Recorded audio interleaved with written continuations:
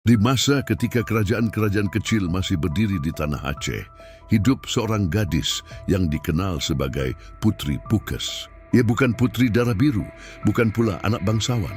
Namun parasnya yang lembut, tutur katanya yang halus, dan sikapnya yang penyayang membuat seluruh desa memanggilnya putri, tanda penghormatan yang lahir dari cinta masyarakat. Putri Pukes tinggal bersama ibunya, seorang perempuan tua yang sederhana, namun berhati lembut. Sejak kecil, Putri Pukes tumbuh sebagai gadis yang rajin membantu ibunya, menimba air, menenun kain, dan mengumpulkan daun obat untuk warga desa. Setiap pagi, ia berjalan ke tepi sungai, membasuh wajah sambil berbisik, "Semoga hari ini membawa kebaikan." Matahari yang menyinari wajahnya seolah mengukuhkan kecantikan yang bukan hanya dari rupa, tetapi juga dari hati. Namun kecantikan itu pula yang menarik perhatian seorang pemuda bangsawan dari kerajaan seberang. Namanya Pangeran Makuta, seorang kesatria muda yang tampan dan bijaksana.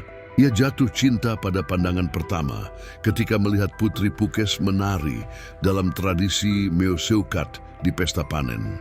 Sejak itu Pangeran Makuta mendekati Putri Pukes. Perlahan, penuh hormat, seluruh desa bersuka cita. Sang ibu pun bahagia, meski jauh di dalam hati, ia menyembunyikan rasa takut kehilangan satu-satunya anak yang ia miliki. Hari-hari pun berubah. Putri Pukes bukan lagi sekadar gadis desa, ia adalah calon istri seorang bangsawan. Dan dari sinilah kisah yang kelak menjadi legenda itu bermula. Masa pertunangan berlangsung singkat, Pangeran Makuta ingin segera membawa Putri Pukes ke istana. Di desa itu, persiapan pernikahan dilakukan dengan aturan dan adat yang ketat.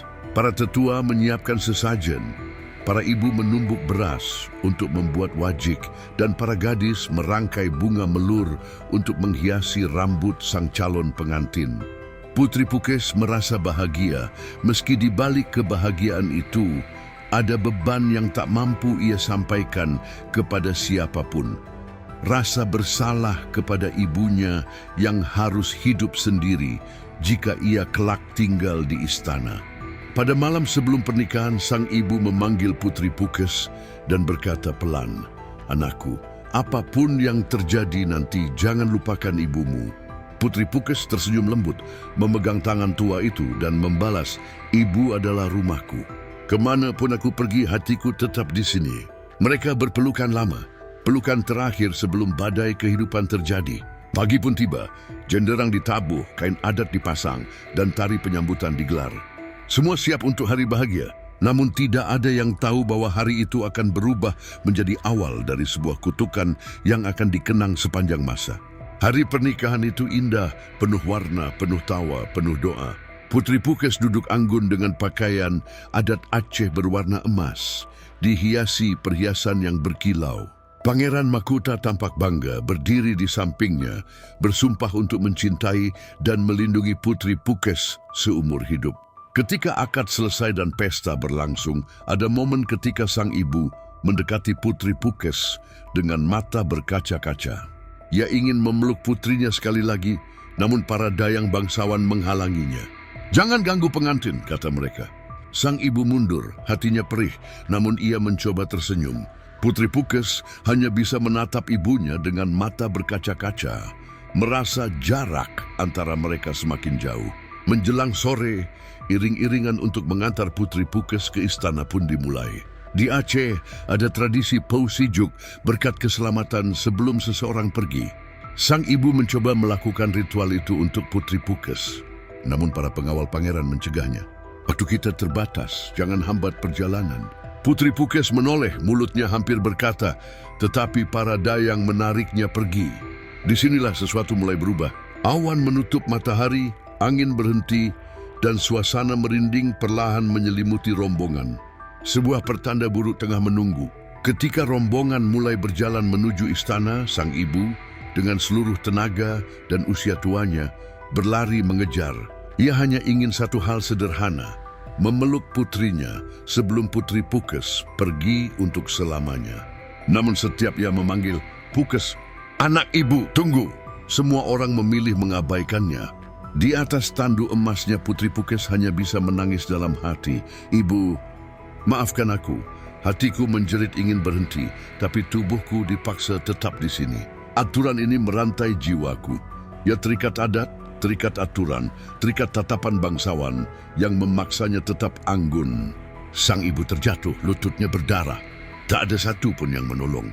Dalam keputusasaan, ia menoleh ke langit, menahan tangis, lalu berkata dengan suara pecah, "Kalau begini caramu, Pukes, jika kau tinggalkan ibumu tanpa menoleh, biarlah kau menjadi batu sebelum sampai di istana."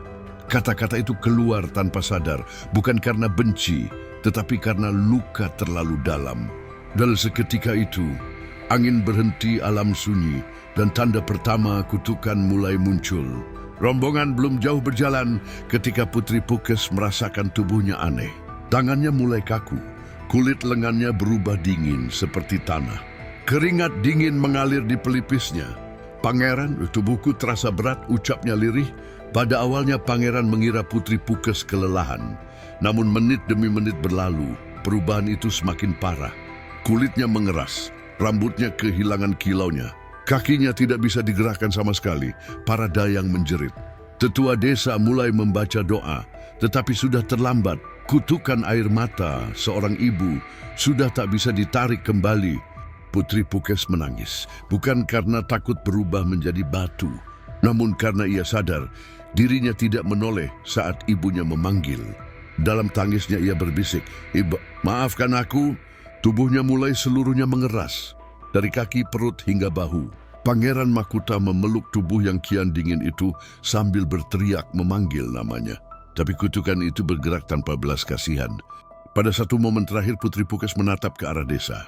Meski sudah hampir tidak bisa bergerak, bibirnya bergetar membisikkan kata terakhir, "Ibu."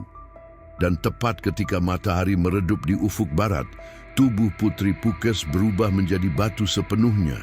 Sebuah batu besar dengan bekas garis air mata di pipinya. Rombongan hening, pangeran berlutut, kehilangan cinta yang belum sempat ia perjuangkan. Para dayang menangis meminta maaf kepada sang ibu. Sementara sang ibu, ia hanya bisa menatap batu itu dalam diam, menyesali kata-kata yang keluar saat hati sedang hancur. Namun penyesalan tidak bisa mengubah takdir. Kutukan yang lahir dari air mata ibu menjadi legenda turun-temurun. Hingga kini, batu yang dipercaya sebagai batu Putri Pukes masih menjadi tempat ziarah masyarakat. Menjadi pengingat bahwa kata-kata seorang ibu adalah doa dan bahwa seorang anak harus selalu menoleh ketika dipanggil oleh hati yang melahirkannya.